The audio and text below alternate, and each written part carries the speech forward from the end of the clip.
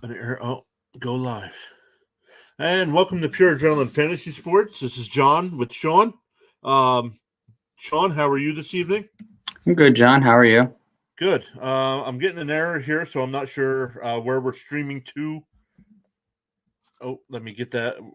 We are definitely on YouTube. Sorry about that. But yeah, we wanted to take a look at our wide receivers from 2021, show our projections and how the wide receivers did. Just like the running backs, we'll go over the top 20. Sean, before we get going here, who stood out to you in the wide receiver class?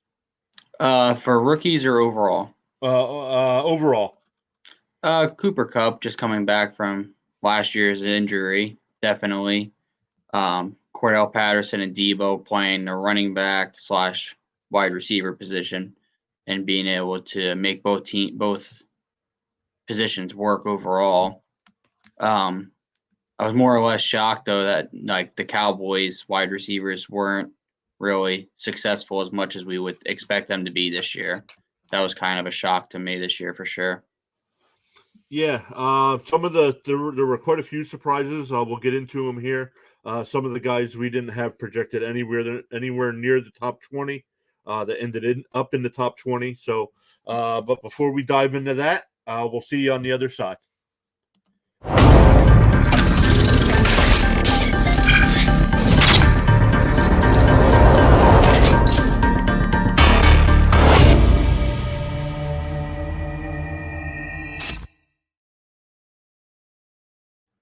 So sorry about that. Welcome back. We're having a little technical issue on going to Facebook right now, so I keep getting an error message on my screen. But let's jump into the top 20 here. So Sean, I said let's start with rookies. You said let's start with just the top 20. What would you prefer to do? I'll leave it up to you. I say let's do top 20. Top 20. All right, let's dive right up into it here. We had here, these were the preseason projections for the top 20. I do have that here somewhere. At number 20, we had T. Higgins from Cincinnati, Adam Thielen from Minnesota, Deontay Johnson from Pittsburgh, CeeDee Lamb at 17, Cooper Kupp at 16, Mike Evans at 15, Robert Woods at 14, Terry McLaurin from Washington at 13, Amari Cooper from Dallas at 12, Tyler Lockett at 11. Let's go to the next one. And at 10, we had Allen Robinson from the Bears, A.J. Brown from Tennessee at 9, Keenan Allen from the Chargers at 8, DK Metcalf from the Seahawks at 7, Justin Jefferson from your Minnesota Vikings at 6, Calvin Ridley from the Falcons at 5, DeAndre Hopkins with Arizona at 4, Stephon Diggs from Buffalo at 3, Tyreek Hill at 2, and Devontae Adams at 1. Sean, out of the top 20, not counting injuries or health issues, who didn't belong in that tier? Allen Robinson, just for the fact that Chicago didn't have really a passing game all year. Yeah, I agree with you there. Allen Robinson was kind of the guy that stuck out to me. Like I said, not going through injuries or like Calvin Ridley with the health issues there. But hopefully he gets that worked out and he can get back to playing football if that's what he wants to do. But let's look here at number 20. We had CeeDee Lamb coming in at number 20.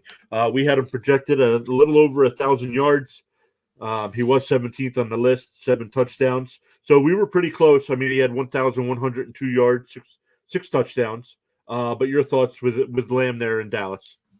Yeah, I expected him to be higher this year, honestly. I expected him more to take the number 1 role over from Amari Cooper and kind of just run away with it and Amari battle it out with like Cedric Wilson and all that.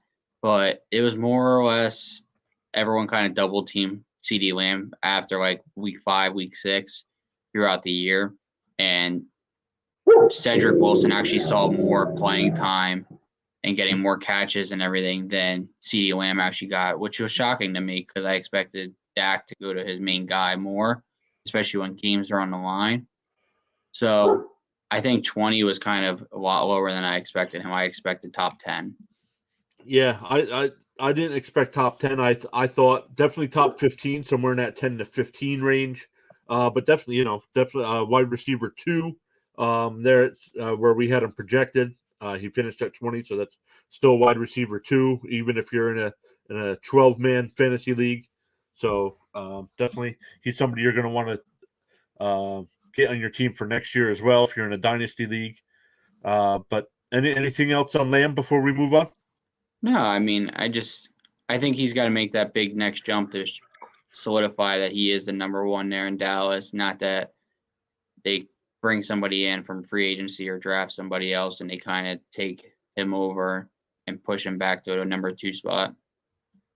Yeah, so let's move on to number 19. 19 here is a player you brought up in the running back video because on fantasy sites he is eligible to play at the running back position, but I have him listed as a wide receiver here, Cordero Patterson.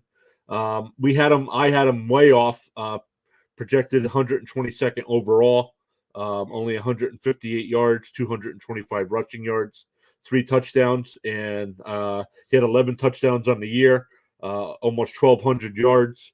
But your thoughts on Patterson there in Atlanta, and do you think he'll stay in Atlanta? I think he's going to get paid to be wherever he ends up going, to be a running back and wide receiver, kick and punt returner. The guy definitely is a great player overall. Wherever he goes, it's going to electrify their offense for sure and their special teams. I don't think he's going to stay in Atlanta just for the fact I don't know if he wants to be there, for the fact that I think he wants to go to a winning team and not kind of be part of a rebuild, unless Atlanta says we're not going to do rebuild and we're here to stay. But I just don't know with the age of the players that they have with Matt Ryan and everything. I'm not sure if they're we're in a winning scenario right now, but with Tom Brady retiring on the Bucs, it is possible, especially with the Saints cap space, that the Falcons could end up be battling for a division this year. But I think whoever can offer him the most money for a long-term contract, I don't think he wants to play 1 or 2 years in the same spot. I think he wants to be there for 4 or 5 years right now. So I think whoever can offer him a longer-term deal and the most amount, I think is where they're going to get him, not a 1-year deal again. Yeah, and I was looking. We'll start next week. We'll start diving into some free agency stuff and where we think some guys might end up. Depending on the contract, I wouldn't be surprised if a team like the Jets were in on him, because they could use him as like a Deebo Samuel type of player, being able to run the ball and be a receiver. Your thoughts on him maybe being able to do that no matter where he goes? I think he'll do that wherever he goes, playing dual position and playing the kick and punt returns. I wouldn't be shocked if somebody like the Chiefs wouldn't be a player in on him either.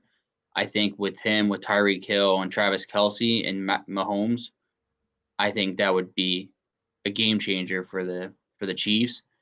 They could use somebody like that to help with McCole Hardman, Hill, and that their core of receivers that they have, as well as their running back core kind of has been depleted of lately. They haven't really gotten that big running back game in Kansas City since pretty much Priest Holmes had left. So I could see them possibly being a player in on this and trying to make the room for him to go there. Yeah, agreed. So it'll be interesting to see where he ends up. See if I know before free agency starts, they have a couple days where they can start negotiating contracts. Nothing becomes official until the 16th at 4. But it'll be interesting to see if he's in that first wave of free agents signing somewhere, or if he kind of just sits back, takes his time, and looks to see who's really making a good offer. I mean, some of these guys might already know where they want to end up. Yeah, I think, well, pretty much at this point in time, everyone wants to end up on a Super Bowl team. So it could come down to he could end up taking a lower money just to be on a championship winning caliber team. So we've seen that happen in the past where players take less money to be on a winning team. Yeah, agreed. So let's keep moving here. Coming in at number 18, another player we had projected fairly low, Michael Pittman from the Colts. We had him projected 44th overall, which probably if you're in a 12 team or more league, he's definitely maybe worth going into the season. We thought maybe a flex option there, but finished 18th, which is definitely wide receiver two numbers. Had him projected at 820 yards receiving, 5 touchdowns. He ended up with just under 1,100 yards receiving and 6 touchdowns, sprinkling in some rushing attempts there. But your thoughts on Pittman? And I don't know if he'll duplicate these numbers. I don't know what they're going to do at quarterback, if they're sticking with Wentz or what they're doing there. Yeah, I was just about to say I'm not sure about being high on him right now to be in a top 20 position for next year. Until we know what the quarterback situation is there, I wouldn't say that he is worthy of going out early and drafting him. Maybe a late draft steal, possibly. He could be worth it. But depending on what the Colts do with their offense, he's going to definitely be the key player, him and Jonathan Taylor for sure. T.Y. Hilton's pretty much done there. His career is practically, I believe, over there. Is Carson Wentz going to return? We don't know. But other than that, wide receiving position wise, he's the only guy that is the main guy there in Indianapolis. So I see him being that way for a while until someone else could solidify themselves as a number two. They kind of have a rotating door. So I think that depending on who his quarterback is, he could have a great season, but he also could have a really bad season and kind of just mediocre, middle class wide receiver. And I know we usually have NFL Chaos with Jeremy on. He likes to look at players' upsides. What do you think? What do you think about Pittman? Do you think this year is as good as it gets? About 90 receptions, 1,000 to 1,100 yards. Do you think? To me, that seems like his ceiling. But you never know with we're depending on what they do at quarterback. You never know. Yeah. But with Taylor there, their focus is on the running game anyway. Yeah, but depending on who the quarterback is, his ceiling could be 110, 120 receptions. If he has an Aaron Rodgers throwing the ball to him, his ceiling could be way higher. But if he has a rookie quarterback throwing to him, he might not have a high ceiling. So I could see this being the way it is for a year or two, and then kind of him increasing slowly. I'm not saying he's going to go out and have 1,500 yards next year or in the next 2-3 years, but maybe 5 years down the road, after his career builds a little bit, maybe with a quarterback, I could see his numbers jumping up a lot higher and doubling. So we'll see. We'll start working on projections after the draft. We'll see where these guys end up in next year's projections. But moving on to number 17 here, we have DJ Moore from the Carolina Panthers. We had Moore at about 1,100 yards, 5 touchdowns. He ended up with just under 1,200 and 4 touchdowns. So 24th overall, we had him projected. He finished 17th. But your thoughts on Moore there? He put up great numbers for not having a quality quarterback there in Carolina. Yeah, I'm actually shocked he's inside the top 20, to be honest, just because of the quarterback situation with Darnold. Then it went to the rookie quarterback that they brought in from the XFL. And then Cam Newton coming back and Cam Newton kind of being mediocre and not really doing anything with throwing the ball, more or less just running the ball. So I'm actually shocked that he finished with the year that he had. For the fact that he did play with 3 different quarterbacks, he did put up great numbers. The touchdown wise, though, he's got to improve on that to be a top fantasy wide receiver. It is great that he's averaging 12.4 yards a catch, and when he's rushing, he's getting 6 yards a carry almost. But you want a receiver that's going to have you almost 10 to 12 touchdowns a year. You don't want to have a quarter or wide receiver that's going to get you a touchdown at one every 4 to 5 games. You definitely want to have a lot more touchdown wise. What helps him out in a year is definitely his receptions. 93 is a lot. So that definitely helps him a lot. But in Carolina, they're always going to be a throwing offense down there. Even with CMC, when he is there, they're still pretty much throwing the ball more than they are rushing the ball. So I could see his numbers kind of being about that same 90 to 100 receptions, 1,000 to 1,200 yards every year.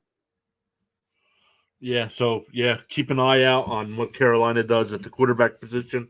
Um, I don't see Sam Darnold staying there. I mean, I know they already picked up his option, but I think there is an out on that. So it'll be interesting to see what they do there. But moving on to number 16, a guy that I don't know why I always try to stay away from both Seattle wide receivers. They always seem to disappoint. But Lockett, we had him projected at 11th. He finished 16th. Numbers almost at least yards wise and touchdowns were right on, but receptions we were off. We had him projected for 92. We finished with 73. I know Russell Wilson missed some time in Seattle, but your thoughts on Lockett? I actually expected a lot worse numbers for him and Metcalf this year. With what you said, Wilson being out, you kind of didn't really know what you were going to have. It was like throwing a dart into the wind and hoping to hit a bullseye. His numbers definitely went down when Russell Wilson wasn't playing. When Wilson was in the game, though, you could definitely see his average yards per game and his receptions are definitely were up a lot, especially his touchdowns. But kind of like you said, though, it's hard to want to draft Seattle wide receivers just because you don't know what you're going to get. They have so many weapons out there that one player could get 12 receptions and three other players could get 2 combined. You just don't know that. I had Tyler Lockett the last 2 years in my other fantasy league, and it's hit or miss. You put him on the bench, and the guy has a breakout game. You put him in your lineup, and he puts up 3 points, and you're like, "That was great. Why did I put him in?" Right. And then you move him back to the bench, and he puts up 20 points on the bench again. You're like, "All right, back into the lineup, and he's a dud." So yeah, So he just has. I think he has to build on a consistency to definitely want to be wide receiver 1. But honestly, I think when his contract's up, I'm not sure if he wants to stay in Seattle to be a wide receiver 2, knowing Metcalf definitely took that over. yeah. So it'll be interesting to see what they do in Seattle.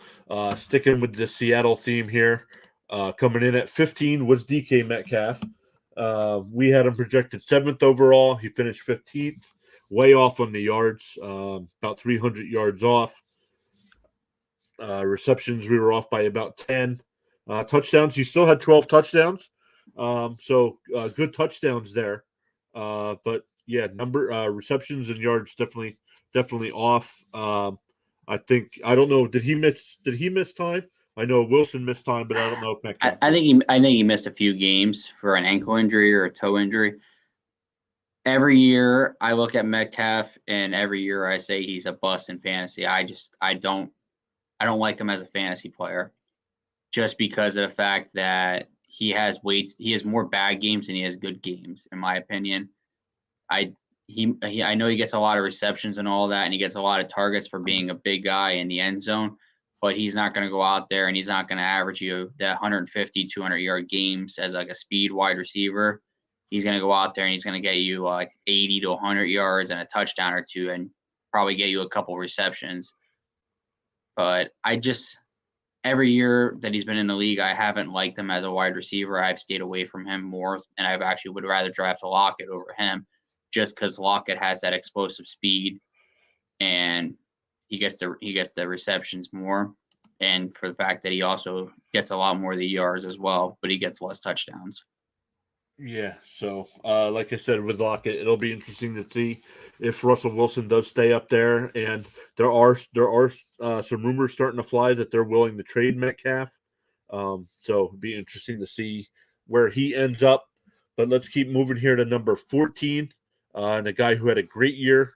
We were off. We had him projected at 47. He finished 14th, projected for 54 catches, 837 yards. He ends up with 76 and just over 1,100 yards, averaging 15 yards a catch, 9 touchdowns. He's a free agent as well, so it'll be interesting to see where he ends up. But yeah, your thoughts on Williams there with the Chargers?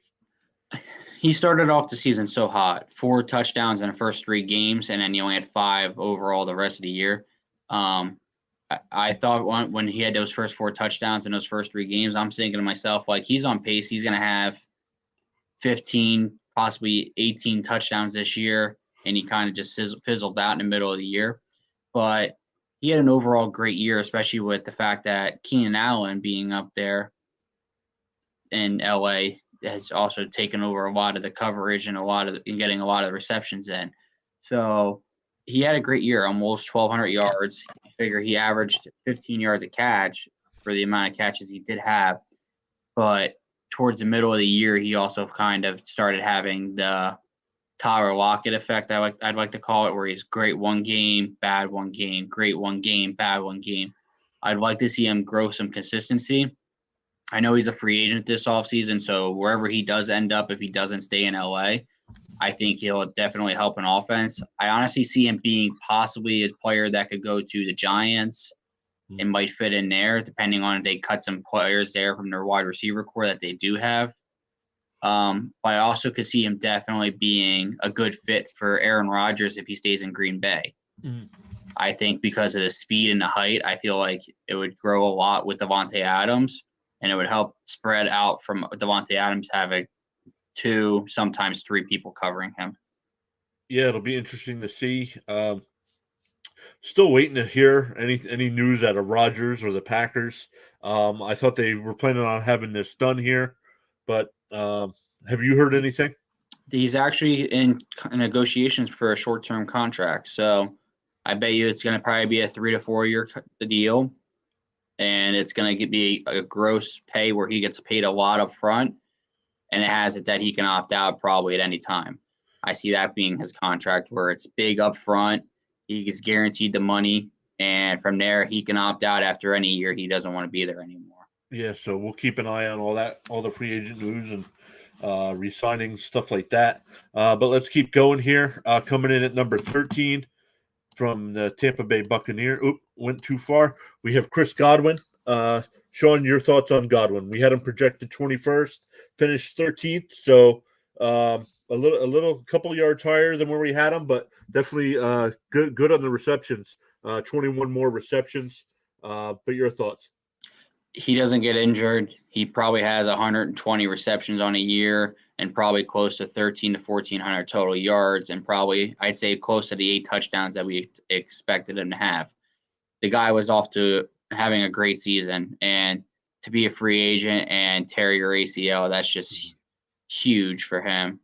I mean, he almost went back into the game and didn't even know he had a torn ACL. They thought it was just a week-to-week injury, but I love him in fantasy football. Every week when I do my DraftKings lineups, even I'm picking him just for the fact that he is a go-to target, or was, for Tom Brady. Depending on where he ends up, he's going to want to go where he's probably a wide receiver 1, and where he's going to have a quarterback that can throw the ball to him a lot and guarantee he's going to get the ball a lot.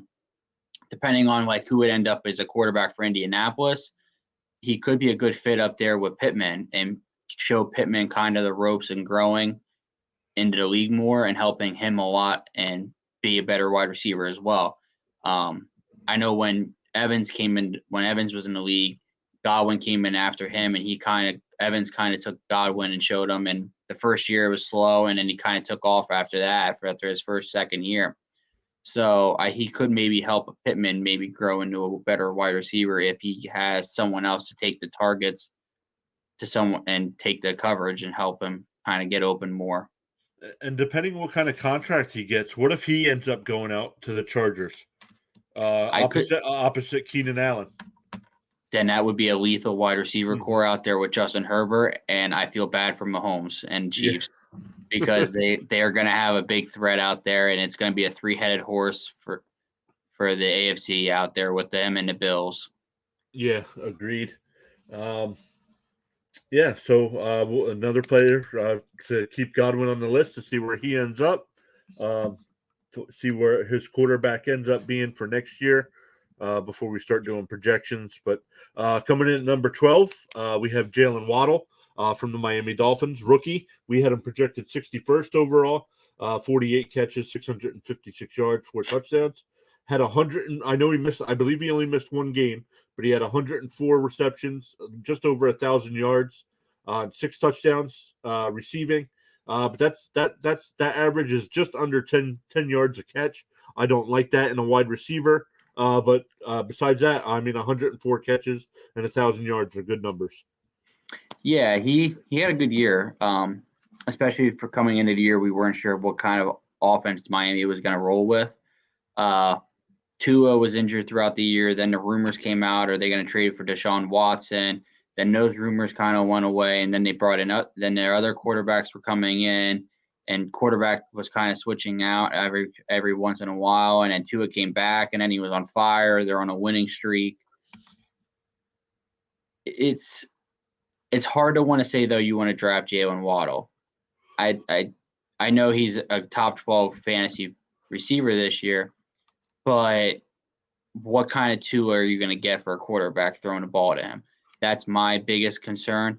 I just don't know if Tua can be consistent enough to throw the ball, especially with New England's defense, the Bills' defense being locked down. You're playing them 4 times out of a year, and the Jets' defense is getting better. So you think about it, 6 games a year, he's going to be getting locked down, not including the other games he's playing. So I only look at it that aspect, him being young.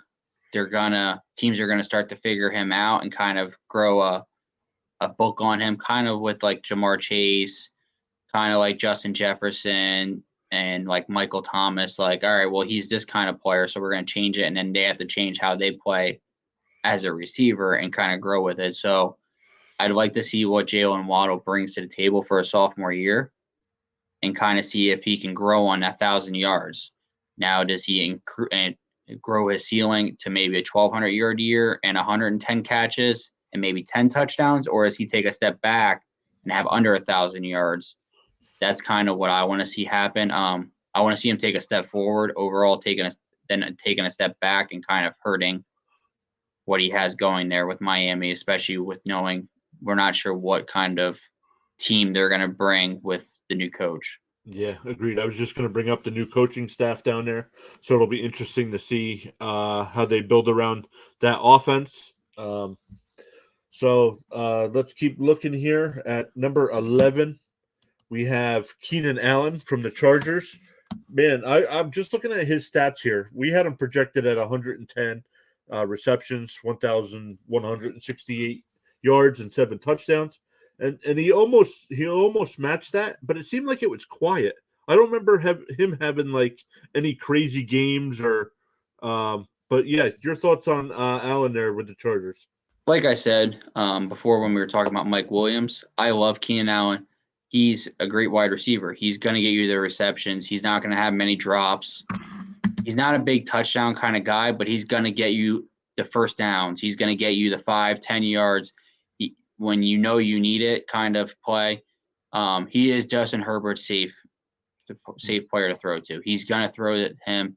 Keenan Allen will finish his career as a Charger. He will get that long-term contract, I think, to kind of staying there the rest of his career. I don't see him ever wanting to leave for the fact that him and Herbert's connection and chemistry they got growing is just phenomenal. I mean, you can't ask for that out of a better player than what he has there, knowing that Keenan Allen almost knows where the ball is going to go before the ball is even thrown. He always finds that spot. Yeah, agreed. So let's before we jump into the top 10 here, let's look at the 20 through 11 again. Real quick, we had CeeDee Lamb at 20, Cordero Patterson at 19, Michael Pittman at 18, DJ Moore at 17, Tyler Lockett at 16, Metcalf at 15, Williams from the Chargers at 14, Chris Godwin 13, Waddle 12, and we just got done talking about Allen at number 11. Biggest surprise in that group of 10 wide receivers there, Sean? Good or bad? I wouldn't say biggest surprise. It's not one player, but it's the dual players. You had 2 Chargers. We had two Seahawks. So you think about it, out of those 9 players we just talked about, or 10 players we just talked about, 2 of them were on two players from 2 teams were on each thing. So it's kind of actually shocking to see that both those teams that had 2 players up there both played or both didn't make the playoffs. So it's actually kind of crazy to think about it. Both were on a team that didn't make the playoffs and they both had the numbers. And actually, if you think about it, out of the 10 players we talked about, you had Cordell Patterson on the Falcons. He didn't make it. Michael Pittman on the Colts. They didn't make it. So there was actually a lot of players on there that weren't playoff contenders that were in the inside top from 11 to 20. Yeah, I like that. That's a good observation. I didn't realize that till you just brought that up. So yeah, a lot of play. Man, let's see. So let's take a look here. Let's see how many of those 10 players did make the playoffs here. CeeDee Lamb, Dallas made it, right? Yep, Dallas made it there. Colts didn't make it. Panthers did not. Seahawks didn't. Nope. Chargers didn't. And the Tampa Bucks Bay did. So two out of the first 10 players we talked about were playoff contenders. Yeah, so I mean, I don't know. That'll be interesting. I'm gonna keep monitoring that to see where these guys finish. If you should be targeting guys that are on playoff teams or not. So, but yeah, let's move into the top 10. Let me scroll down on my list here. At number 10, we have Hunter Renfrow. We had him projected at 76th overall. Another player, only 41 catches, 481 yards, and 3 touchdowns. But man, what a year! 103 catches, a little over 1,000 yards, 9 touchdowns. Your thoughts there on Renfrow in Vegas? I wasn't expecting it. I expected Henry Ruggs obviously to be the wide receiver 1 there, but when all that happened, Hunter Renfrow stepped up to the plate and said, I'm going to be the guy that takes over. And he was Derek Carr's go-to guy. There was a lot of players in between that kind of helped Hunter Renfrow kind of grow to what he was. But what really stood out was him having his big games, like the Dallas game on Thanksgiving. He kind of stepped up and was like, all right, I want to make sure we win this game. He did what he had to do. Then kind of from there, he stepped forward and all that and had big games to help them make it to the playoffs. So I kind of hope big numbers come from him overall in the next year. Yeah, so it'll be. I know. There are some rumors on what they're going to do with Carr. I think they should keep Carr. I think he's perfect for that offense they're running there. I think they just need a couple more pieces, and they'll definitely be fighting for a playoff spot. I don't know about the division out there. That's a tough division with the Chargers getting better, and then the Chiefs are always Super Bowl contenders. But your thoughts on heading into 2022? I think he's gonna have a big year. I do.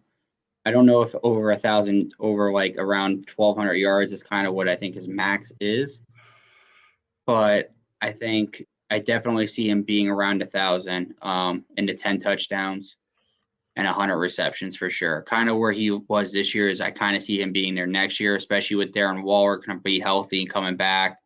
Then you have Josh Jacobs. You have Zay Jones possibly stepping up and taking a bigger role into the offense. And then that's if they don't bring in another free agent also to help. Yeah, so I mean, we'll keep an eye on what they do with Carr. That'll definitely factor into projections for next year.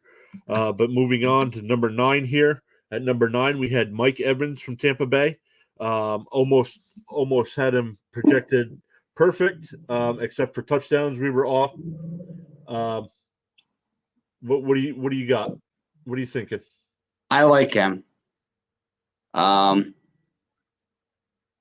He's a go-to guy. He's great. The touchdowns definitely helped him. For sure. His receptions were a lot lower than I expected him though for his amount of yards that he had. I just don't know what's going to come about with Tampa Bay. Kind of like Chris Godwin when he had Tom Brady. Do I see him having another big year? Yes. Because whoever is the quarterback is going to be throwing the ball to him, especially if Godwin isn't there, Gronkowski isn't there, and whoever else is there kind of not moving out of the way, but going to stay out of the way of Mike Evans. He's going to get the ball. I do like him for fantasies because he's definitely going to get your targets, the red zone targets. You think about it, 74 receptions at 14 yards on average. Can you imagine if he had 100 yards or 100 receptions and had 1,400 yards as an average? There's a lot of more growing for him to improve on. I mean, we were spot on almost for his yards averaging and his receptions. And the only thing we were off on was the amount of touchdowns that he got. And hopefully this year, whoever his quarterback is, if he has a rookie quarterback, he doesn't take the ball and chuck it into the end zone, and have to pay for a lot of money to get the football back. So, but he definitely was a game changer. He caught Tom Brady's last career touchdown. So he caught a bunch of memorable touchdowns from Tom Brady this past year. So he was Tom Brady's go-to guy. And even though he always gets banged up, he never misses a game really. And he's usually playing as much as he can. Yes, and a lot of these guys we're talking about, depending on what their quarterback situation is next year. Right now, I know Brady retired, and it looks like they have Trask on the roster from Florida. I know you're a Florida fan. What were your thoughts of Trask in college and then coming into the NFL? I don't know if he's NFL ready, but we sat here and said we didn't think Joe Burrow was NFL ready. We've said over time, I mean, he did play the backup role this year, the third stringer to Tom Brady. What more can you ask for? I mean, if you look at backups that played under Tom Brady, Jimmy G, I believe other players throughout the years have played under him and have kind of excelled to not being a starter role other than Jimmy G. But you had a few backups that come into games. They play great. They do what they need to do and kind of win the games. Tampa Bay, though, do they draft a quarterback? No. Do they try to bring somebody in from a free agency? Yeah. A player that is on my radar for Tampa Bay to bring in, and I think it would be a great success, Jameis Winston. Bring him back into Tampa Bay. He knows the players. He played with Mike Evans. He played with a Chris Godwin. He's actually the one that brought Chris Godwin kind of on the page for everybody to notice when he was throwing to him, especially when they were down a lot in games. Could he learn a lot? He played under Sean Payton and he would play under Bruce Arians, who both won Super Bowls. So do I expect him to possibly go there? No, but could I see it happening and actually being successful? Absolutely. I think it would be a great thing for Winston to kind of go back there. The fan base would be already used to what he has, and he could end up being what they need as a quarterback. And they probably could get him for a cheap deal, knowing the fact that he played there already. So he might not expect a big amount of payday, especially knowing the fact that there's a lot of quarterbacks that are kind of out there this year. Yeah, so like we said again, we got to keep an eye on who ends up being the quarterback for some of these receivers, or some of these receivers, what teams they end up on. But yeah, let's keep going here. At number 8, we had Deontay Johnson from the Pittsburgh Steelers, and once again, another guy. Roethlisberger retires. So it'll be interesting to see where Pittsburgh goes with their quarterback situation. But we had him at 92 catches, 1,000 yards, 7 touchdowns. He ends up with 107 receptions, 1,161 yards, and 8 touchdowns. Sprinkling in some rushing yards there. But your thoughts on Johnson, and then your thoughts on the Pittsburgh quarterback situation. I like Johnson. He was always Big Ben's scapegoat. He plays through kind of like Mike Evans, through injuries, getting banged up. He plays no matter what he does. He plays the game. 100 yards receptions and 1,100 yards for a guy that had Chase Claypool. He had Freiermuth, Najee Harris running the ball. He had 300 rush attempts. You had Juju Smith before he got injured. So I look at the fact that he played on a team that's stacked at a lot of positions, and he still had great numbers overall. So there's definitely more to come out of Diontae Johnson. I just don't know if it's on the Steelers. Right. I think he would actually be a great fit for a guy on Las Vegas. I see him being a great fit with Derek Carr. I also could see him being a great fit to Josh Allen besides Stephon Diggs. I see him possibly even going out west, and he could be a great wide receiver to Deebo Samuel in San Francisco even. Now, I'm not saying he wants to leave right now, but depending on his quarterback situation, he could come up midseason and say, I demand a trade. I don't want to play. Right. Because of the scenario that could be handed about him. And if Diontae Johnson were to leave and Juju Smith might not, if he doesn't re-sign with Pittsburgh and take another small contract to stay there, Pittsburgh could possibly be able to be in a rebuild mode there, I believe. And depending on the quarterback situation and what free agency they can bring in, it could almost be a free agent. It could almost be they need to sign what free agents they can and maybe even be in a rebuild mode for the fact of they have such older players at the key positions you don't want them that it might hurt them. Yeah, so once again, guys, keep an eye on all these teams that need quarterbacks. I know most guys. I put out a poll a couple of weeks ago on when do fantasy owners start worrying about next year's fantasy draft, and most guys wait until after the NFL draft anyway. So free agency is usually over by then.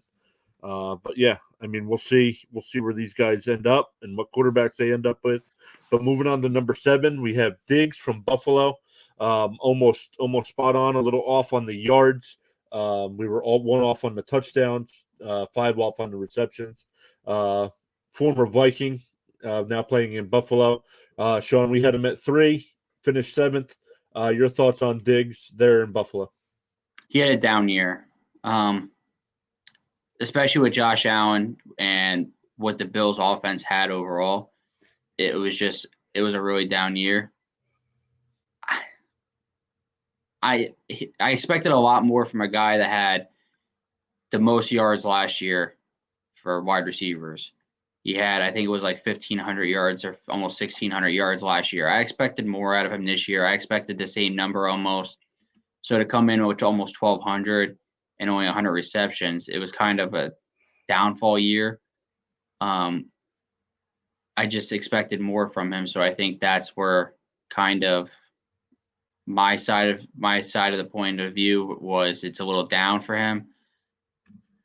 But I think there's more to grow on. I think if Buffalo can bring in another threat besides Dawson Knox for someone else to get attention off of Diggs, I know there's rumors right now going about Gronkowski kind of being possible rumors for Buffalo to want to try to get a free agency. Could he play under someone other than or Tom Brady? Right. Or does he retire? I don't know, but the money probably would have to be right for him to go there. He goes there, that would definitely help Diggs a lot. It kind of would be like Travis Kelce and Tyreek Hill. Right. You get one guy that can be the decoy for plays, and the other guy kind of breaks open. Same with Davante Adams. He has Scantling. He has Lazard, who kind of grab the attention, and next you know, Davante Adams is open for six straight catches. Cooper Kupp with OBJ and Robert Woods. It kind of have someone else that could be the decoy. Even Van Jefferson late in the year, he was that decoy that kind of, all right, Cooper Kupp's getting 2 guys. Boom, Van Jefferson's open for an 80-yard touchdown. It kind of helps your offensive players. I I expect him to have a bounce back year. I just expect the Bills to kind of help him in free agency and get another big name receiver that help him out there. He had that when he was with Minnesota with Thielen, and then he left in the first year is when he led the league in yardage last year. And then this year was kind of that down year. So I expect a bounce back year from Diggs for sure. What's funny, it's funny to say a guy had a down year when he had 103 receptions, 1,200 yards, and 10 touchdowns, but I 100% agree with you. It felt like not a bad year, but it felt like a disappointing year for Diggs there in Buffalo. But yeah, they definitely need somebody opposite of him besides Knox. Let's keep moving here. Coming in at number 6, we have Tyreek Hill, who was going to be on my disappointing list probably about halfway through the year. He kind of changed things up a little bit. I don't know if the team did it or what happened there, but then he started putting up his usual numbers. We had him at 98 receptions, just under 1,400 yards and 12 touchdowns. He finished with 111, a little over 1,200 yards and just 9 touchdowns, adding 100 rushing yards there. But we had him second. He finishes 6th. But your thoughts on Hill in Kansas City?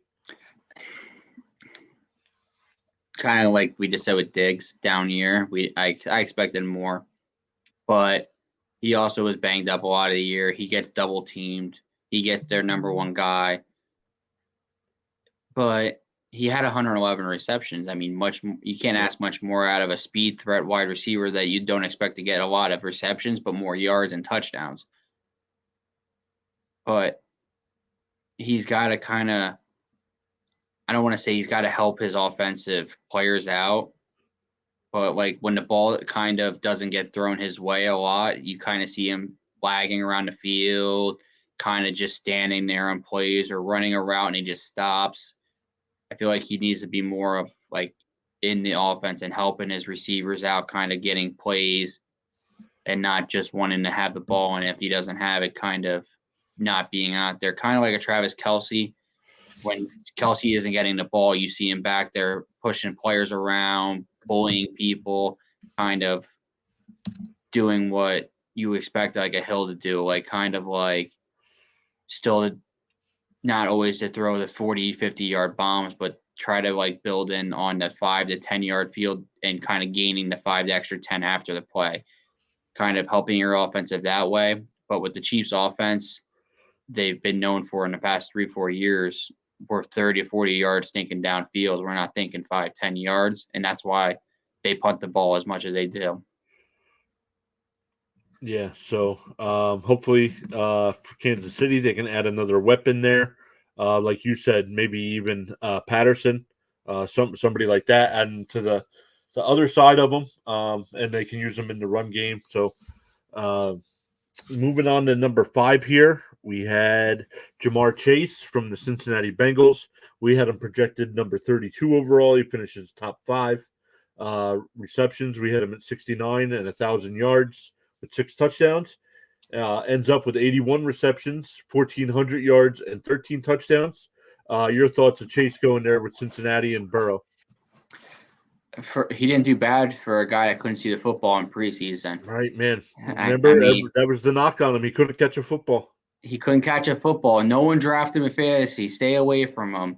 No one expects big numbers. T. Higgins is going to be the guy for Joe Burrow. Ja'Marr Chase is going to have to build on it.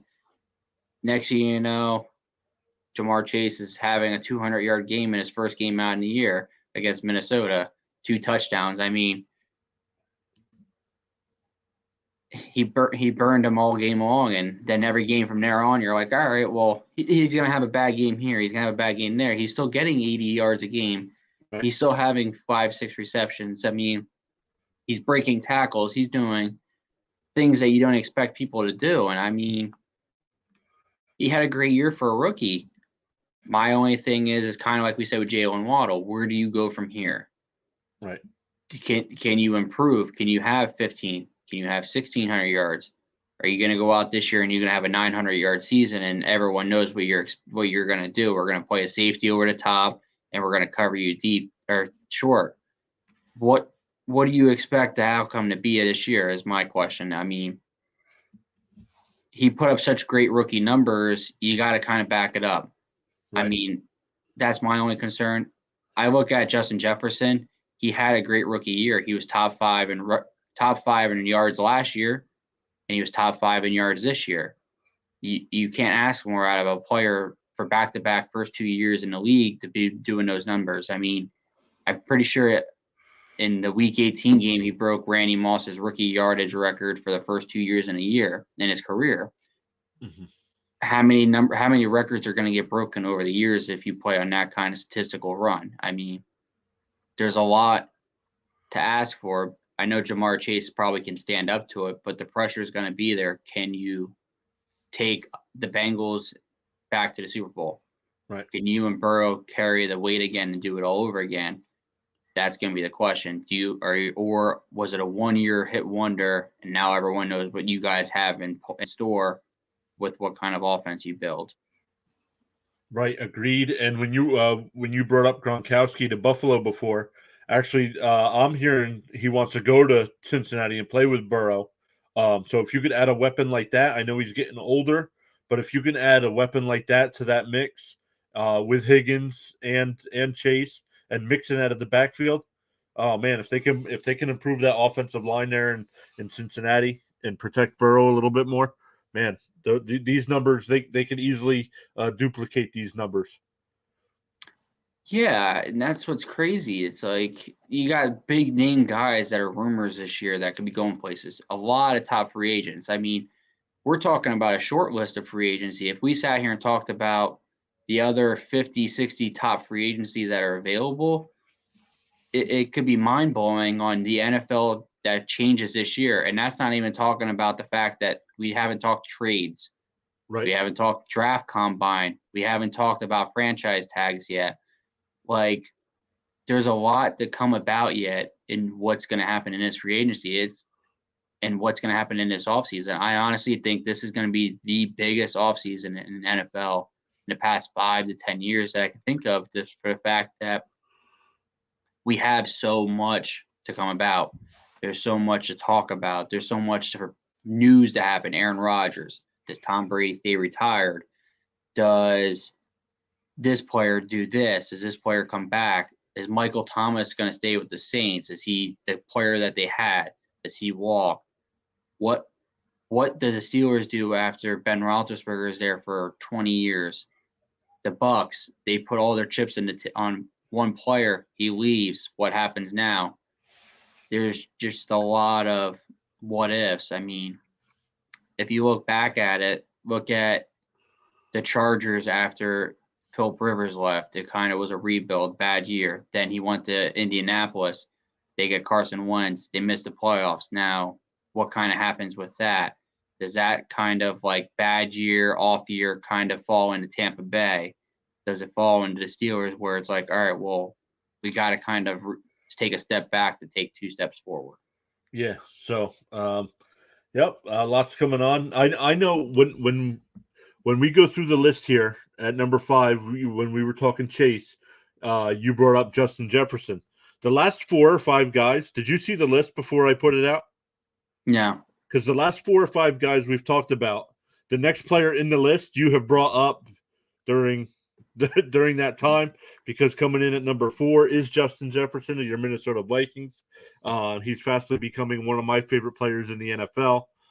Definitely, he's got the best touchdown celebration. But yeah, man, look at we had him projected at number 6. 94 receptions, 1,300 yards, 8 touchdowns. He ends up with 108 receptions, 1,600 yards, 10 touchdowns, averaging 15 yards a catch. Your thoughts on Jefferson, and will they be able to utilize them more in whatever new offense they implement there in Minnesota? I want you to write this down, because one day it's going to happen. Justin Jefferson will be the holder of the record for the most yards in a season. Most yards in a season. I really think he might be the first player to hit 2,000 plus, just for the fact that he's the second year out, and he's got 1,600 yards already and 10 touchdowns. Right. can you imagine what he could grow with 3 years, 4 years? What kind of player what kind of season could he have had if Adam Thielen wasn't injured half the year? Right. Dalvin Cook's not banged up. We have a tight end that actually could be utilized and played and helping expand the offense. Everyone knew Justin Jefferson's getting the ball. He's going to get the ball 8 to 10 times a game. Did it stop Justin Jefferson from getting the ball 8 to 10 times a game? Nope. It helped. It knocked him down to 6 times, but he still put up the yards. Right. He's still growing. He's a sophomore, and he put up 1,616 yards. It's I kind of utilize and look at it as he is Randy Moss in the making. I really think so. And the best part about it is when Calvin Johnson had his big 1,964-yard year to break Jerry Rice's record, he had the size and he used his strength to that his advantage in getting the yards that he got to get the record. Where I look at Justin Jefferson, he has the size, but he also has the speed to burn people and get off the line really quickly and get away from receivers or cornerbacks and safeties. So I think if Minnesota can have a healthy Thielen and healthy Cook, and Kirk Cousins throwing the ball to him, I think the ceiling hasn't even been hit yet with Justin Jefferson. I really do think that he will break the record one day. Yeah. So, hopefully I can get him in some of my drafts next year. So we'll see. Definitely, it's going to be tough though. I don't know. Kirk Cousins throwing you the ball. I don't know. You know what's crazy is me being a Vikings fan and Justin Jefferson fan. I traded him in our dynasty league last year. Traded him away. I got him, and I was like, you know what? He's the next trade piece. I don't want him. But you know what? I honestly, every year I have one player off the Vikings, and every year, for some reason, it's Dalvin Cook. And every year I always hate myself for having one player because it's like, you're like, any great numbers, but like, you're killing me and my team. Like, I'd rather just I should pull the whole stay away. But I mean, I could be worse. I could be like our buddy Peo and draft a whole team with just my team. And it could be really bad because I'm probably going to go winless. But for you would like that because. Well, yeah, for you, if I were to do that, I'd be the lowest scoring fantasy team of all time if I picked all Jets. I don't know. The Jets offense is turning around. I give it 5 years, and you guys are contending for a division. 5 years? 5 years. You got to give Zach Wilson time to grow. He hasn't seen Ghost yet. It's turning around. Not yet. But let's keep moving here in the top. We're up to the top 3. Coming in at number 3, we had Deebo Samuel. We were way off on projections here. We had him 31st overall. Projected 72 catches, 906 yards, 5 touchdowns. He ends up with 77 receptions, 1,400 yards, 6 touchdowns receiving, adds almost 400 yards rushing, and another 8 touchdowns rushing. So, Sean, your thoughts on Deebo Samuel there with San Francisco? No one knew who he was yet until this year. Mm-hmm. I mean, I didn't expect this. I mean, you probably could look back at fantasies with him and Patterson, the percentage in the world that people drafted both those players to start the year before week 1. I'd love to see those numbers because the waiver wire after week 1 and week 2 had to have been Deebo Samuel number 1 and Cordell Patterson number 2, or opposite, but Patterson 1 and Deebo number 2. You just didn't hear of those names. Everyone knew who Patterson was. He's the kick return specialist. He's not really an offensive player. No one knew Deebo Samuel unless you're a Niners fan and you're like, he's a sleeper in the making. But to sit here and say he's going to have almost 1,800 yards and he had 14 touchdowns on a year, it's just mind-blowing. And to think about it, he had that many yards, and I'm pretty sure he missed 2.5 or 3 games on the season with injuries. What could have been? I mean, he single-handedly carried the 49ers to almost to the Super Bowl. Mm-hmm. It's crazy to think that you have one player that can do that. But if you think about it, the Chiefs, when they went on their Super Bowl run, they had Tyreek Hill and Kelsey carrying the team. When the Niners were last in the Super Bowl, Raheem Mostert was carrying the team for them against the Chiefs. You always have that one player that can step up and be that player that helps carry the team and puts the team on their back. And Debo was that for the 49ers, for a team that I'm pretty sure preseason everyone said, all right, they're the 5 to 7, maybe 8 wins. What kind of quarterback scenario? Trey Lance, is he starting? Is Jimmy G playing? Are they going to sign some guy off of free agency? What kind of team are they going to be with the defense coming back? And then Debo shows up week 1 with Jimmy G, and from that point on, everyone's like, okay, when's it going to fall apart? And he kind of he averaged I think almost 100 yards a game all year. Mm-hmm. Yeah, let's see, 17. Yeah, so he averaged over 100 combined over 100 yards a game. So that's crazy. But like again, we've said with a lot of these guys, it's gonna depend on what their quarterback situation is next year. Yeah, are they gonna give the keys to Trey Lance there in San Francisco, or are they gonna try to persuade Tom Brady to come over out of retirement? See, no matter, honestly, with Debo, since he's obviously not a free agency like Patterson, I think Debo you already kind of know what he's going to get you. He's going to give you your rushing yards and your receiving yards. I mean, he's not going to probably have as many receiving yards, but he could have more rushing yards if they decide to use him more as a running back. Even with Trey Lance, though, I think that would honestly help Debo more with Trey Lance, and it would help Trey Lance a lot as well, because then you have Debo kind of teaching him like, all right, if I do this and you do this, we could get this to work, and kind of not build an offense, but kind of build an offensive playbook around certain plays that could work for them.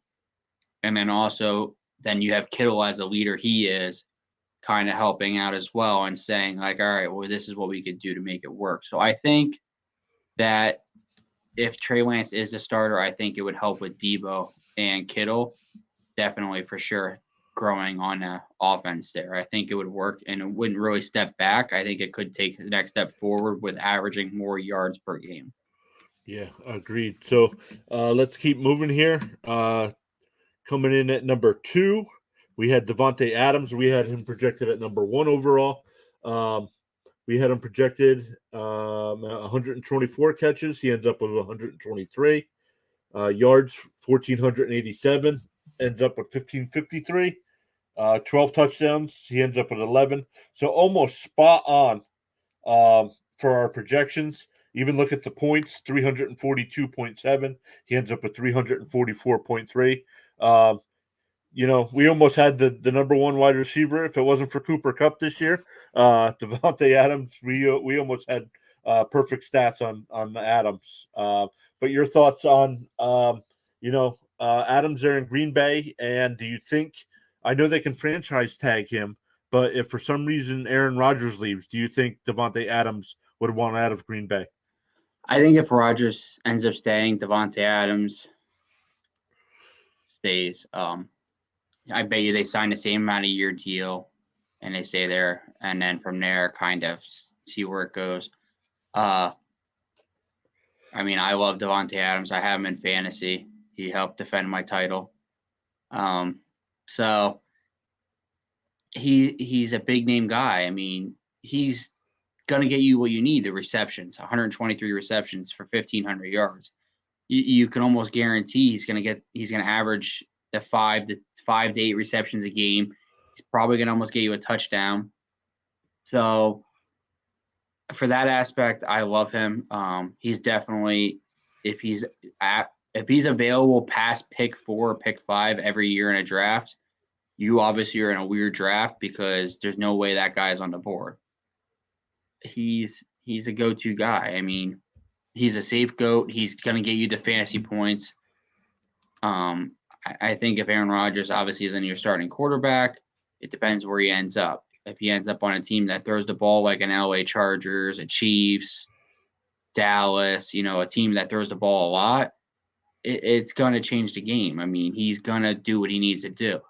but I think he has to be with a quarterback that can throw the ball. You can't expect him to go to and be on a team with like a Sam Darnold, a Mac Jones that's only going to throw the ball so many times a game. He's got to be with a quarterback that's going to throw 25, 30, 35 times a game to solidify his numbers. Yeah, agreed. So, yeah, I hope he. Depending on what happens with Rodgers, I don't see him playing for another team. I hope he doesn't play for another team. I like him there in Green Bay. But yeah, crazy to think. Like you keep saying, this is going to be the most crazy NFL offseason between free agents and trades and the draft and stuff going on. So coming in at number 1, we had Cooper Kupp. We had him projected 16th overall. I just looked at it. If you look at his stats, where we had his projections, he almost doubled the stats. Yeah, he doubled the touchdowns. He almost doubled the receptions, and the yardage he could have doubled. The only way he doubled it is if he breaks the record. Right. I'm kind of disappointed he didn't double his rushing stats. So kind of. Oh yeah. It kind of hurt his MVP chances for the year, I think. If he would have doubled those rushing yards, it would have been MVP season for sure. Yeah, so I mean 145 receptions, 1,947 yards, 16 touchdowns, averaging over 13 yards a catch. Man, what a season. Adding Stafford to that mix. I did not think Kupp would be. I mean, we had him projected at 16th, so definitely, drafting him to be in your starting lineups. But man, I don't think anybody saw this coming with Cooper Kupp. I mean, if we had Peo on, he would say, "I saw it coming." Right. He would say, "I saw it coming. It was happening. It was in the making. No one believed me. I had it." No, I didn't expect it. I didn't think that he was going to be a big guy like that we thought this year. But after week 1 and week 2, he kind of put his name out there like, all right. And then he started paying more attention. And then week 8, 9, and 10 come around. And you're like, oh my, wow, like what is he doing out there? And then 14, 15, 16 coming around, and everyone's like, all right, we're on record watch. It's going to happen this year. No, I mean, the only problem is kind of like Calvin Johnson when he broke the record, Jerry Rice. Can you back it up? Can you get close to it? That's my only question. Now you had that big year. What comes about after that? I mean, how bad of a backlash year do you have? Do you have a 1,500 yard year? Do you have a 1,700 yard year? Because that's what I kind of look at it like, all right, well, you kind of have to have a decent year, but you don't want to step back 5 steps. I wouldn't be bad if you step back maybe 1 or 2. I mean, that's how I look at it as. I think he's still going to be great. He's still going to be a top wide receiver 1, no matter what team you're on. But I think if Robert Woods comes back fully healthy, Van Jefferson being healthy, and if OBJ does come back, and when he does come back to playing again after his ACL again, what kind of offense do the Rams have then? Right. That's what I kind of want to look at. I think, though, no matter what, Cooper Kupp is your wide receiver 1, and Stafford's going to be throwing the ball a whole lot of times towards him every game. Yeah. So that was our top 20. But let's recap here. Let's go back. We kind of did this for the 11 through 20. Coming in at number 10, we had Hunter Renfrow, Mike Evans at 9, Deontay Johnson at 8, Stephon Diggs at 7, Tyreek Hill at 6, Jamar Chase at 5, Justin Jefferson at 4, Deebo Samuel at 3, Devontae Adams at 2, and of course Kupp, like we just talked about, at number 1. Out of those top 10, Sean, who will not finish in the top 10 next season? Hunter Renfrow. He's not going to probably be in the top 10 again for at least a few years coming. Deontay Johnson probably is another one. But like we did with 11 through 20, we only had 2 playoff teams players on those playoff teams inside the top 10. You had 8 out of 10 that were on a playoff team. So Got you. you think about it, look at the numbers there. If you want a top 10 player, you want to have a playoff team or a contending team because you know that he's obviously helping the team be successful and win a lot. But I just kind of like we did with 11 through 20, you want to kind of repeat the year you had, maybe improve it a little, but with the 1 through 10, it's hard to repeat the numbers that you put up like you did. You kind of want to do is, I would think you want to have them be close enough in that area that they're not repeating, obviously, a stellar season. You want that. But if they can't pull that off, all right, I want them as close as I can get them. So Right. how close can we get them to being that again? So I look at it for players like Cooper Kupp, Devontae Adams, Jefferson, Diggs, Tyreek Hill, the top players to kind of repeat the year they had. Deebo Samuel, it's hard to say what he does have. What is his ceiling, just for the fact of what position is he going to lock in on for this upcoming year? Yeah, so I agree with you on Renfro. Renfro would have been my pick for not finishing in the top 10. We'll have to see where the projections stack. Like I said, we had him 76th coming into the season, so really did not expect that kind of season out of him. But we'll take a closer look at why we were way off on that number. So before we end, guys, if you're watching, leave a comment. Let us know what you think of our rankings. Make sure you hit that like and subscribe button. We have the tight ends coming up on Sunday. We're doing the top 10 tight ends from last season, and then starting next week. I know, Sean, you're not with me on Thursday, so we'll come up with something maybe earlier in the week to record. And we got free agency coming up. The combine's going on the rest of this week up until Sunday. But before we end and take a look at the top 5 rookies from the season, anything you're looking forward to besides free agency? I just want to see what comes about with free agency. I think the combine's not going to change too much, but I think that once the free agency and the franchise tags start happening and deals start to come together, I think then we'll be able to start looking at what teams can have and what teams are really looking forward to jumping into that Super Bowl contending team. Yeah, agreed. So let's take a look at the top 5 rookies from the season. Some of these guys we already did. They ended up in the top 20 fantasy receivers, so we don't have to go too in depth there. But coming into the season, at number 5, we had Rondale Moore from the Cardinals, Jalen Waddle, who we talked about with the Dolphins, Elijah Moore from the Jets. We had it being the third rookie coming into the season, Devonta Smith from the Eagles, and Jamar Chase there from the Bengals. Sean, heading into the season, what would you have thought of these rookie projections? I mean, 1, 2, and 4 were guaranteed lock. Elijah Moore, we weren't sure what kind of Jets offense we had. And with Rondale Moore, he was kind of like, all right, you're the 5. You're kind of there. You could get jumped over. You could do really bad. We don't really know what's going to come about. But I didn't expect Rondale Moore to have big numbers just because of the Cardinals' offense, what they already had there, and what threats they had with Kirk and Hopkins, obviously. With the other 4, it was kind of, you already knew they were going to be a number 1 or a number 2 wide receiver, so they were definitely going to be on the starting for every week. Yeah, I agree. Like I said, looking at Moore, we had him projected 67th overall, so really, didn't have high hopes for him there.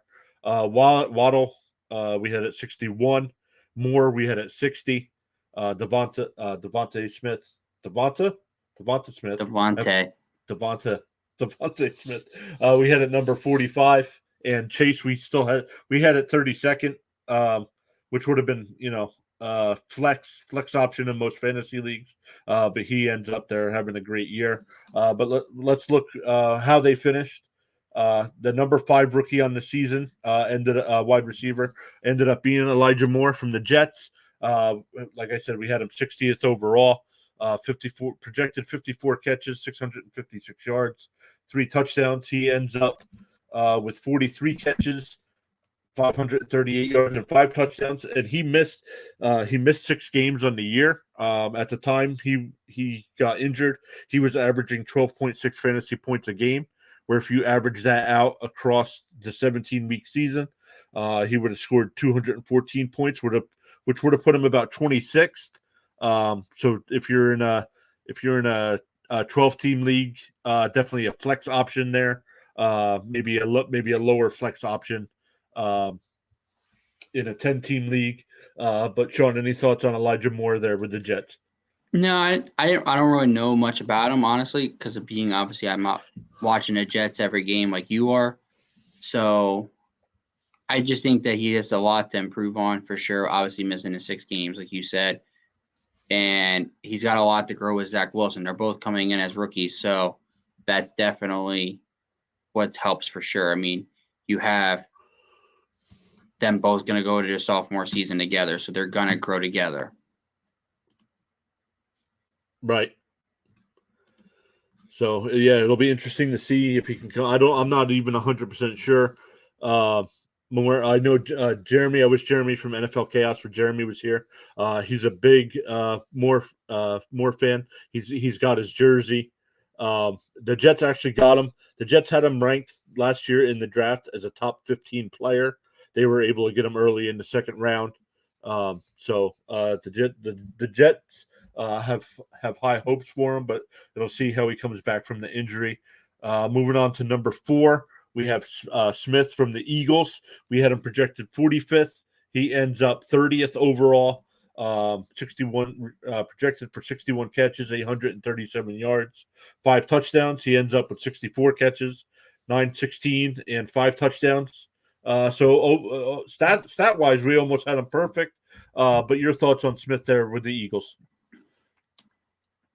I'm going to continue my trend every year that I do. I will never draft a wide receiver on the Philadelphia Eagles. Speaking of wide receivers, I don't mean to interrupt. Olave just ran a 4.26 at the combine.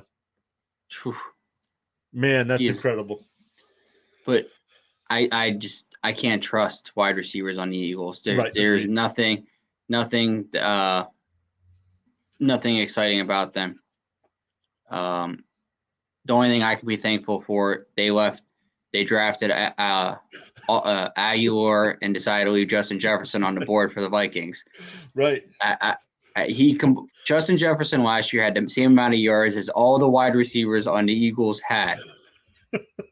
One guy had the same amount as the whole team all year. That is just crazy. It's mind-blowing, the fact that one guy could do that. And to think about it, I mean, Devontae Smith has got a lot in his future with Jalen Hurts or whoever his quarterback is at the Eagles. I just can't put myself towards ever want to draft the Eagles receiver just for the fact, or running back, just because they have so many issues. They have so many people that come and go. Everything. It's just I can't ever put myself back to it. But I think he has a lot to grow on. There's definitely obviously room for improvement. Only 916 total yards. I mean, he had zero rush attempts. I kind of expected him to have more of those and kind of doing something like that, like he played when he did at Alabama. Mm-hmm. I think the Eagles need to open up their offensive playbook and kind of trying to do some jet sweeps, some end arounds, sort of thing. Right, agreed. Yeah, I agree with you. I actually don't in fantasy. I don't like taking any Philadelphia Eagles players. I don't know what it is. I think just living here in the Philadelphia area, I don't want to see them anyway. So, but moving on to number 3, it's a guy we did not have projected in the top 5 rookies. Any guesses who it is? Amon St. Brown. Amon-Ra St. Brown from the Detroit Lions. One of my favorite rookies this past year. I did draft him last year in our Dynasty League rookie draft. So that started paying off late in the season. He really turned things around the second half of the year. We had him projected at only 41 catches, 513 yards, and 3 touchdowns. He ends up with 90 catches, 912 yards, 5 receiving touchdowns. Sprinkles in a little bit of rushing yards, but did have a rushing touchdown. Your thoughts on St. Brown there in Detroit? He's going to be top 20 next year. I really think so. I think he's going to be up around 1,200 to 1,400 yards on the year. Him and Jared Goff, if Jared Goff is the starting quarterback for the Lions next year, the connection they built on in the last 5 weeks of the year for him to have, I'm pretty sure he had all 5 of his touchdowns in the last 5 weeks of the year. And he probably had, I think, almost close to 700 yards of that in the last 5 to 6 games of the year. The guy was blowing it away in the last. I think he was the best wide receiver besides Devontae Adams and Cooper Kupp and Justin Jefferson in the last 5 weeks. I think he was like top 3 or top 4 to all of them. So to think about it, he's on the Detroit Lions team putting up fantasy numbers. Right. We don't say that besides unless it was Calvin Johnson, Matt Stafford, or Barry Sanders. The Lions, I say it every year. This is the year that they're going to do something. I really think this year coming up, if they can build on with Jared Goff and get maybe him to take a pay cut, you got DeAndre Swift and Amon St. Brown. What other players could they bring in that can improve on that team and help everyone succeed? I think there is a lot of room to grow, and I think a lot of room for them to get better. And I think building around Amon-Ra St. Brown is definitely the thing they need to do. Yeah, I just pulled up. I'm not sharing it on the screen. I just pulled up his stats from last year. Looking over the last 6 weeks of the year, week 13 against Minnesota, he scores 24.8 fantasy points, 10 catches, 86 yards, and a touchdown. Ranked 6th in the wide receiver group. The next week against Denver, who's very tough against wide receivers, put up 8 catches, 73 yards, 15.3 points. He was 26th. But then the last 4 weeks against Arizona, Atlanta, Seattle, and Green Bay, he was 6th, 2nd, and 9th in those last 4 weeks for fantasy wide receivers. So definitely trending upward at the end of the year. Like you said, I expect big things. Man, what a steal I got in last year's second round of the draft. So I know we talked about the top 2 here a little bit, but anything else on Waddle there in Miami? No, I mean, we talked about it earlier. There's a lot of room to grow yet. I just want to see him do that. Right. I think it's going to come into having connection with Tua, though. Obviously, like I said before, that is the only way he succeeds more. Yeah. So, and the number 1 rookie on the year again was Jamar Chase. Like you said, in the preseason, guys were kind of staying away from him just because he couldn't catch the ball in preseason, it seemed like. And then the regular season hits, and the guy explodes. Crazy numbers overall. But what are any final thoughts on Chase before we go tonight? I think that it's not going to be improving. I think he's just going to have to stay where he's at with what kind of year he had, and kind of improve on the reception side of it more than the receiving yards and touchdown side of the ball. Kind of grow on that side, I think. And I think if he can do that, he's definitely going to grow his game. You don't want to see a guy only getting 70, 80 receptions a year, but having 1,500 yards. So you want to have someone that can help you shorten a game and help win the season that way as well, and win games that way, other than just being a deep threat. Yeah. So before we go, I know the combine is starting. It started today, or started Tuesday, I think, but they actually players on the field today. I know NFL Network's got lots of coverage going on all the time. But anybody you were looking forward to today in the wide receiver groups? Not really in the wide receiver core, or the quarterback core that are there. I mean, the few quarterbacks that are there, I think there's only like 6 or 7. Yeah. I'm more or less looking forward to the running backs tomorrow. I want to see what comes about that. I'm interested to see if anybody on the offense and defensive line improve their draft stocks or hurt their draft stocks too. I kind of want to see what happens with that. I think there's a lot of places for people to hurt themselves, but also a lot of places for people that are down lower to help improve themselves on the year for the draft. Yeah, a couple guys I was looking forward to. I'll have to go back and watch some tape. Burks, I know ran the 40. Olave ran the 40. We broke that. I saw that his time come over. Dotson from Penn State was another guy I'm looking forward to seeing how he does. The Jets need to add another wide receiver in the draft here, so hopefully we can pick up another one of these guys to add to that rotation we get they got going there. But we'll be back on Sunday to talk about tight ends. Anybody in the tight end room you're excited to talk about? There's so many names to talk about, but obviously we'll talk about who I drafted number 2 in my draft pick, obviously. So, but I'm excited to see and talk about who the top number 1 tight end was on the year. I think everyone kind of has a clue, but there could be some surprises that are in there as well that people didn't really kind of know, oh, wow, he was in there. Right. So I'm excited to talk about that kind of thing. Yeah, so guys, we'll be back at noon on Sunday. So make sure you hit that subscribe button, that notification bell, so when we go live. Once free agency hits, we'll be definitely having a lot more videos, talking more about how that each move impacts teams' draft needs, stuff like that. So yeah, make sure you hit that subscribe button, that notification bell. We'll be back Sunday at noon, like I said. But Sean, I'll talk to you after the stream. All right. See you guys later. See you guys.